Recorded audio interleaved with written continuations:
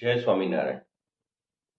वचनामृत 4 में लिखा है, श्री जी महाराज ने कहा है कि भक्तों को परस्पर ईर्ष्या नहीं करना चाहिए। तब आनंदानंद स्वामी बोले कि हे महाराज, ईर्ष्या तो रहती है।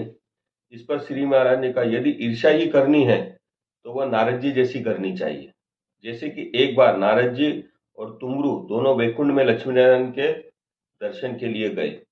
उस समय तुमरू ने लक्ष्मी नारायण के सामने गान प्रस्तुत किया।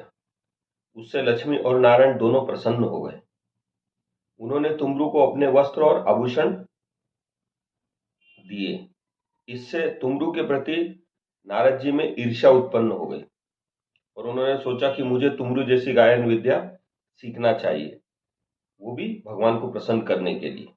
फिर नारद जी ने गायन विद्या सीखी, भगवान के सामने गान प्रस्तुत किया, किंतु भगवान ने कहा, तुम्हें तुमरू जैसा गाना नहीं आता है। अतः नारद जी ने शिव जी को प्रसन्न करने के लिए तपस्या की और उनसे वरदान प्राप्त कर गायन विद्या सीखी। फिर भगवान के समक्ष गान प्रस्तुत किया तो भी भगवान प्रसन्न नहीं हुए। फिर नारद जी ने 7 मनवंतर तक यानी कि 2 अरब 16 करोड़ वर्ष गायन विद्या का अभ्यास किया और भगवान का गुणगान करते रहे, फिर भी भगवान प्रसन्न नहीं हुए।